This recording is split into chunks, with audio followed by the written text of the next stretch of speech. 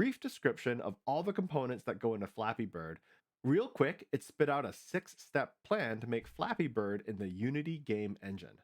So following the instructions for steps 1 and 2, we're going to set up an empty game project and add our art for the background and the bird. Which brings us to step 3, which is to write a script to give life to the bird so it can flap its wings while flying to the right. But we're not going to write the script, ChatGPT is. We're just going to copy paste the script over. Ta-da! It works. But there's a problem. The bird is flying off the screen. So we're going to ask ChatGPT to fix that and write us some code to have a camera follow the bird as it moves to the right. But you may have noticed that the bird is flying off the background. That was a mistake I made setting up the background in the first place. So I'm going to chalk that one up to human error. My bad. With a quick adjustment, we now have a script working great. At this point, I realized we don't want the game to start right away when the game loads. We have to wait for the player to click at least once to flap their wings before the bird starts moving.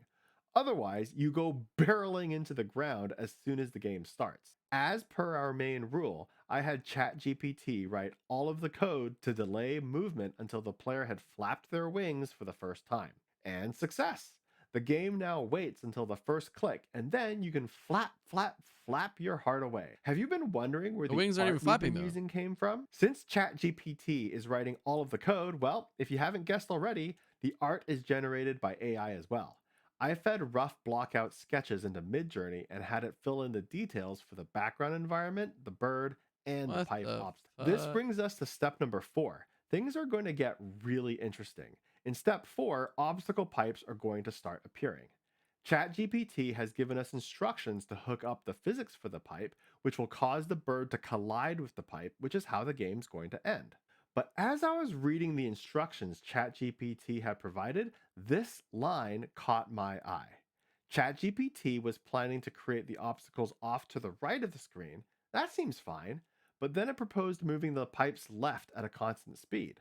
I can see why it suggested that since the pipes do appear to move to the left when you're playing. You see, the bird and camera are already moving to the right, so the pipe should actually remain stationary and allow the bird to fly up to them.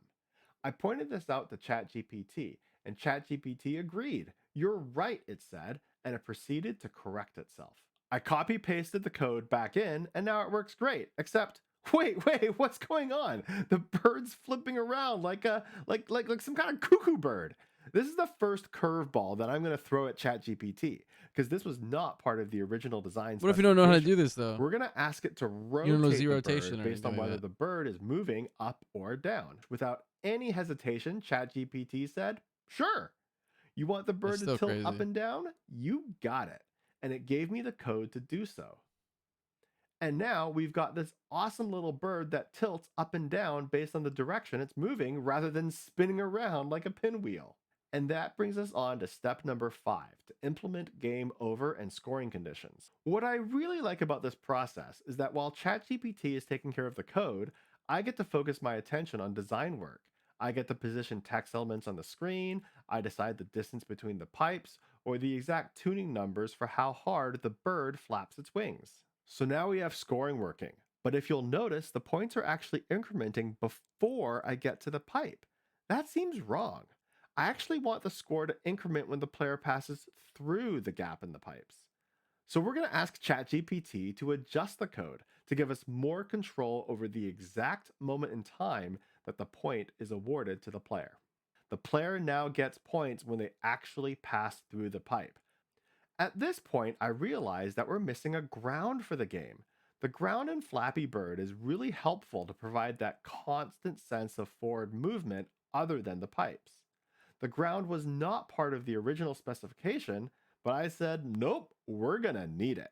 I let ChatGPT know that we're gonna be adding a ground to the game, and it gave me step by step directions for how to set up a never ending ground the bird would be able to crash into.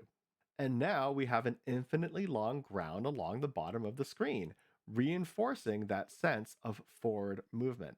And then move on to step 6, which is to have a game over screen come up when the player makes a collision with the pipe or with the ground. Our coding Hmm. assistant ChatGPT didn't hesitate to provide us with detailed instructions as well as all of the code to set up the game over screen. Once again, I was able to focus on the design elements like deciding what font size and color to use, the sizing of the buttons, and then paste the code that ChatGPT had provided me to make the whole thing work. And now we have a proper game over screen. But wait, there's one problem. After the game over screen pops up, the player input is still being received, which means the bird can jump up after it has fallen to the ground. That's kind of ridiculous. So I told ChatGPT that when the game over screen pops up, we need to stop the camera and stop movement so that the player shouldn't be able to control the bird anymore. But here's another mistake ChatGPT made. There was a simple coding error and the game wouldn't run at all. I just told ChatGPT that the error existed to see what it would do. Polite as always, it apologized for the error and provided the correction. After following its instructions, we now disable player input when the game over screen is reached. Now, this is where we're going to get to our second curveball. We're going to add a high score system.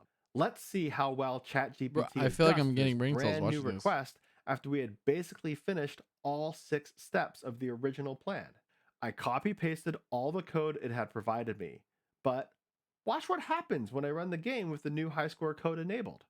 I scored 2 points on this Flappy Bird run, but my high score was only listed as 0. ChatGPT wrote all this complicated logic with a simple error. I told ChatGPT I thought the problem was with the add score function, and it replied, "You're right.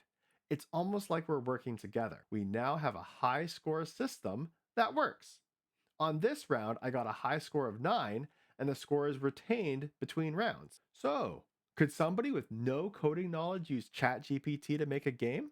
Probably not yet, but we're getting there. I'm definitely going to repeat this exercise with more complicated game types on future AI models, so I hope you'll join me for that. In the meantime, happy game making. And also, that's really good because the Unreal more he Engine. does that, the more that Chat GPT learns, and that it might actually be able to code a game for somebody uh, who doesn't have any coding experience to actually code a game. So it takes someone like him to make Chat GPT better because it learns from its mistakes. Chat GPT is helping everybody else, but who's helping Chat GPT? You know what I mean?